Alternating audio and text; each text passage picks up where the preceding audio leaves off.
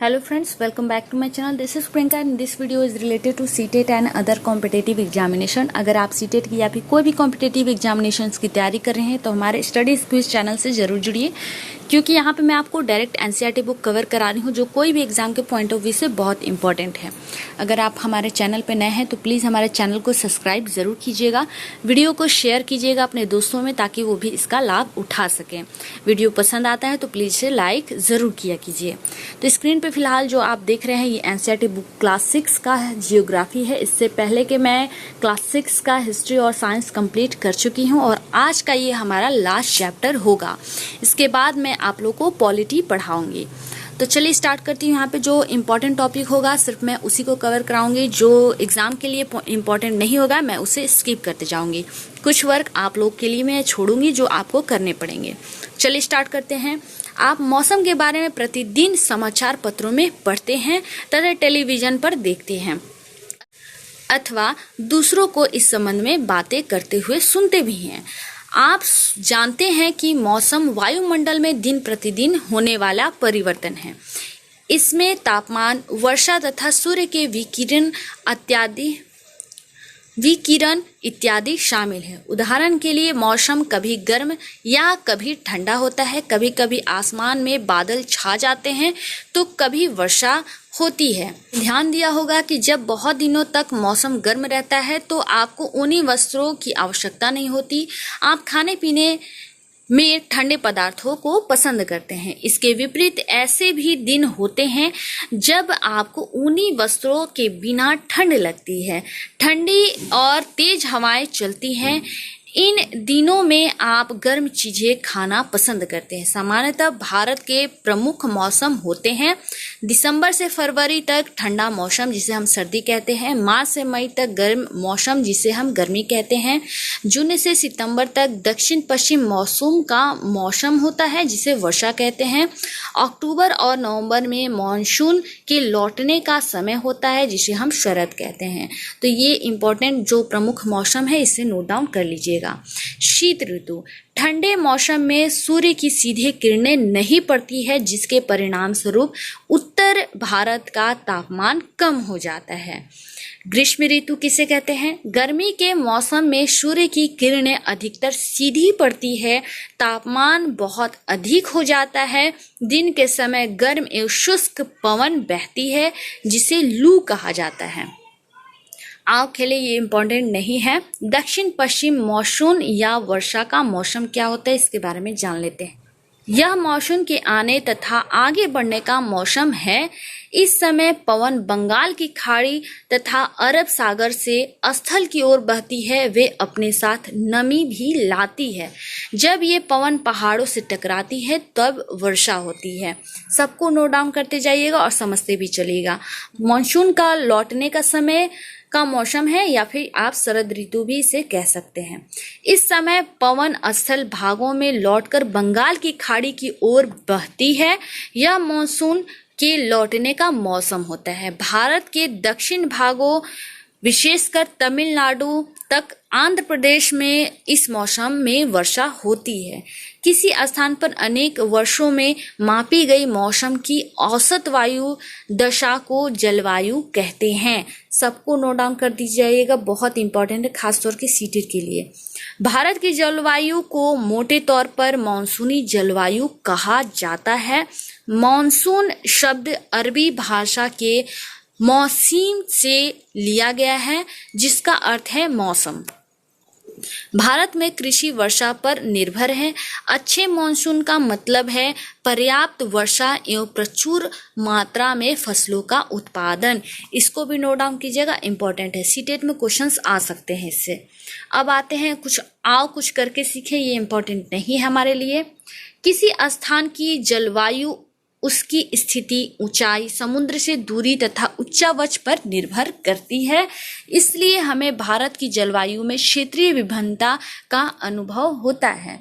राजस्थान के मरुस्थल में स्थित जैसलमेर तथा बीकानेर बहुत गर्म स्थान है, जबकि जम्मू तथा कश्मीर के द्रास कारगिल में बर्फीली ठंड पड़ती है। तटीय क्षेत्र जैसे मुंबई तथा कोलकाता की जलवायु मध्यम है। वे न तो ही अधिक गर्म है और न ही अधिक ठंडे। समुद्र तट पर होने के कारण ये स्थान बहुत अधिक आर्द्र है। विश्व में सबसे अधिक वर्षा मेघालय में स्थित मौसिनराम में होती है, जबकि किसी वर्ष राजस्थान के जैसलमेर में वर्षा होती ही नहीं है।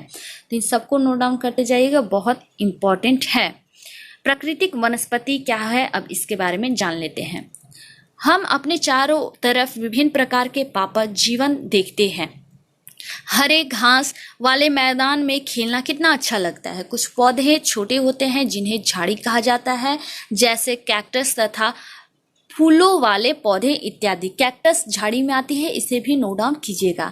इसके अतिरिक्त बहुत लंबे वृक्ष होते हैं, उनमें से कुछ में बहुत शाखाएं तथा पत्तियां होती हैं, जैसे नीम, आम। तो कुछ वृक्ष ऐसे होते हैं जिनमें पत्तियां की मात्रा बहुत कम होती है, जैसे नारियल। घास, झाड़ियां तथा पौधे जो बिना मनुष्य की सहायता से उपजते हैं, उन्हें प्राकृतिक वनस्पति कहा जाता है। ये भी नोट डाउन कीजिएगा सीटेट के लिए। क्या आप कभी यह नहीं सोचते हैं कि ये एक दूसरे से किस प्रकार भिन्न है? अलग अलग जलवायु में अलग अलग प्रकार की वनस्पतियां पाई जाती हैं। इनमें वर्षा की मात्रा सबसे महत्वपूर्ण होती है। जलवायु की विभिन्नता के कारण भारत में अलग अलग तरह की वनस्पतियां पाई जाती हैं। यहाँ पे उष्णकटिबंधीय वर्षा वन दिखाया गया है, भूमि परत यहाँ पे दिखाई गई है। चलिए अब आते हैं, हमें वनों की आवश्यकता क्यों है, इसके बारे में जान लेते हैं। वन हमारे लिए बहुत लाभदायक है। ये विभिन्न कार्य करते हैं। पेड़ पौधे ऑक्सीजन छोड़ते हैं, जिससे हम सांस के रूप में लेते हैं तथा कार्बन डाइऑक्साइड को ग्रहण करते हैं। पेड़ पौधे की जड़ें मिट्टी को बांध कर रखती है तथा इस प्रकार वे मिट्टी के अपरदन को रोकते हैं। इन सबको पॉइंट को नोट डाउन करते जाइएगा। क्वेश्चंस जब मैं लेके आऊंगी सीटेट का, तो एवरी पॉइंट आप लोग का क्लियर हो जाएगा कि किस तरह से एनसीईआरटी बुक से सीटेट निकाल के क्वेश्चन पूछता है। वनों से हमें ईंधन, लकड़ी, चारा, जड़ी बूटियां, लाख, शहद, गोंद इत्यादि प्राप्त होते हैं। वन जीवों के प्राकृतिक निवास है। पेड़ों की अंधाधुंध कटाई के कारण भारी मात्रा में प्राकृतिक वनस्पतियां समाप्त हो रही हैं। हमें अधिक पौधे लगाना चाहिए। जो पेड़ बचे हैं उनकी रक्षा करनी चाहिए।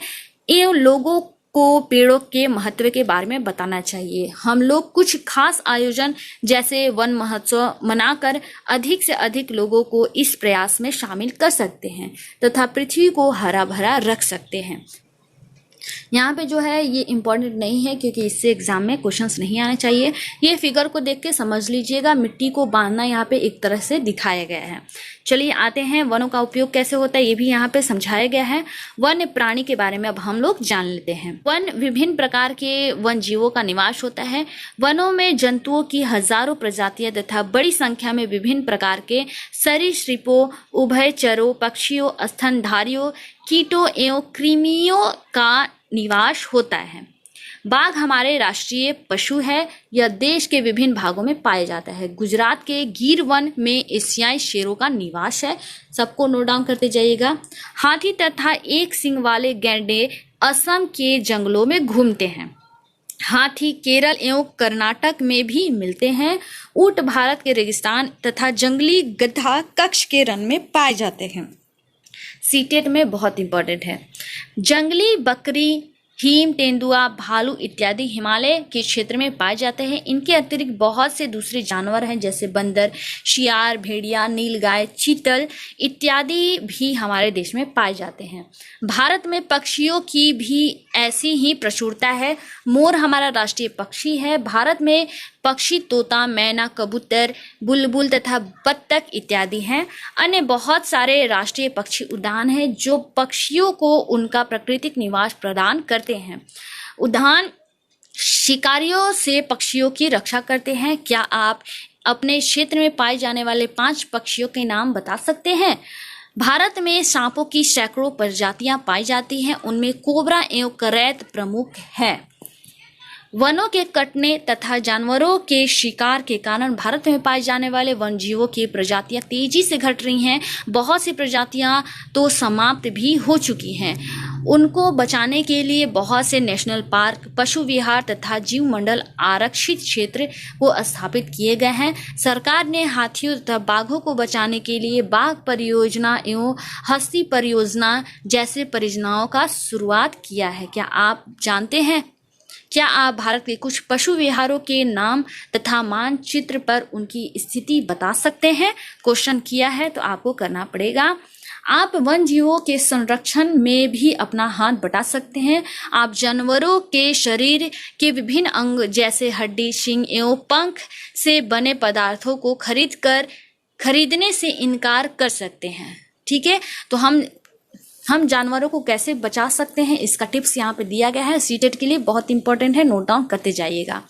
प्रत्येक वर्ष हम लोग अक्टूबर से पहले सप्ताह को वन्य जीव सप्ताह के रूप में मनाते हैं ताकि वन जीवों के निवास को संरक्षित रखने के लिए जागरूकता लाई जा सके। इसको भी नोट डाउन कीजिएगा। शिकारी बाघ को क्यों मारते हैं, ये सब क्वेश्चन किया है जो इम्पोर्टेंट नहीं है लेकिन देख लीजिएगा जरूर। अब हम प्रवासी पक्षी क्या होती है इसके बारे में जान लेते हैं। कुछ पक्षी पिनटेल, बत्तख, कर्लियो, फ्लैमिंगो, आस्प्रे, लिटिल स्टिंट प्रत्येक वर्ष सर्दी के मौसम में हमारे देश में आते हैं। सबसे छोटी लिटिल स्टिंट जिसका वजन लगभग 15 ग्राम होता है, आर्कटिक प्रदेश से 8000 किलोमीटर की दूरी तय करके भारत आती हैं। तो ये बहुत इंपॉर्टेंट है, नोट डाउन कर लीजिएगा। अब यहाँ से एक्सरसाइज जो दिया गया है ये आपको ज़रूर करना है, ये बहुत इंपॉर्टेंट होता है। मैं एवरी चैप्टर में बोलती हूँ कि रिकॉल माना जाता है, इसको करने में बहुत मज़ा आता है। प्लीज़ इसे ज़रूर कीजिएगा और इस पर कोई डाउट रह जाती है तो इसको भी ज़रूर कीजिएगा। यहाँ पे भारत के राज्य और केंद्र शासित प्रदेश दिया गया है, इसको ज़रूर करके रट लेना है आपको। मैं छोटा कर दे रही हूँ और इसको जो है आप स्क्रीनशॉट ले लीजिए, रट जाना है। इनसे क्वेश्चन डिटो जो है ज़रूर आएगा। तो इसलिए तो वीडियो होता है यहीं पे समाप्त, आप देख सकते हैं। ये था आज का हमारा जियोग्राफी का लास्ट चैप्टर जो हो गया है यहीं पे समाप्त। मैं नेक्स्ट जो है तुरंत लेके आऊँगी पॉलिटी आप लोग के लिए और इसके बाद हमारा क्लास 6 का कंप्लीट हो जाएगा सोशल साइंस एंड साइंस। तो वीडियो पसंद आया होगा तो वीडियो को लाइक ज़रूर कीजिएगा और शेयर भी कीजिएगा अपने दोस्तों में। चलिए मिलती हूँ मैं नए वीडियो में नई जानकारी के साथ। धन्यवाद।